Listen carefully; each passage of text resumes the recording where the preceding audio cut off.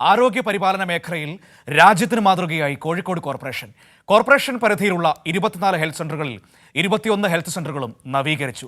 Corporation തന്നെ നേരിട്ട് നടത്തുന്ന ഹെൽത്ത് സെന്ററുകളും ഈ കൂട്ടത്തിൽ ഉൾപ്പെടുന്നു എന്നതും പ്രത്യേകതയാണ്.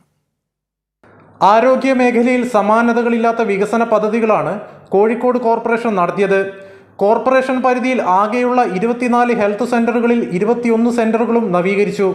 ബാക്കിയുള്ളവയുടെ നവീകരണ പ്രവർത്തനങ്ങൾ അന്തിമഘട്ടത്തിലാണ്. 14.5 കോടി രൂപയാണ് ആരോഗ്യ മേഖലയുടെ വികസനത്തിനായി കോർപ്പറേഷൻ നീക്കിവെച്ചത്. ഇതിൽ 9 കോടിയോളം രൂപ ഇതിനകം തന്നെ ചെലവഴിച്ചു കഴിഞ്ഞു. സംയോജിത ഹെൽത്ത് കോംപ്ലക്സ് എന്ന ലക്ഷ്യം വെച്ചാണ് നവീകരണ പ്രവർത്തനങ്ങൾ നടത്തിയതെന്ന് കോഴിക്കോട് കോർപ്പറേഷൻ ആരോഗ്യ standing committee chairperson doctor S Jayashree പറഞ്ഞു.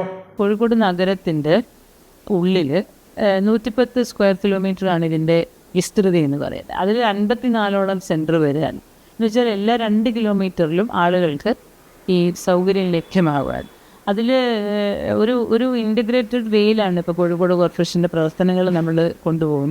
രോഗനിർണയത്തിനായുള്ള ലാബ് സൗകര്യങ്ങൾ വൈകാതെ ആരംഭിക്കും.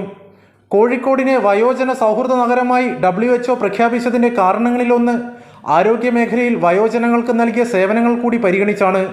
മികച്ച സേവനങ്ങളാണ് പ്രാഥമിക ഹെൽത്ത് സെൻ്ററുകളിൽ നിന്ന് ലഭിക്കുന്നതെന്ന് ചികിത്സക്കെത്തിയവരും സാക്ഷ്യപ്പെടുത്തുന്നു. ഞാൻ മറ്റേ പ്രഷറുമായിട്ട് വന്നത് ചെക്ക് ചെയ്ത് പിന്നെ മരുന്നെല്ലാം കിട്ടിയാണ്. പ്രൈവറ്റിൽ കുടിക്കുന്നതിനെക്കാട്ടി ലാഭത്തില്ല ഇവിടെ വരുന്നത്. അത് വേഗമില്ലേ, മാറൂല. മറ്റായാലും നല്ല സ്വഭാവമാണ്.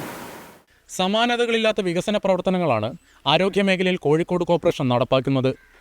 ക്യാമറമാൻ ശൈലേഷ് കല്ലായോടൊപ്പം ചേതൻ സാജൻ, കൈരളി ന്യൂസ്, കോഴിക്കോട്.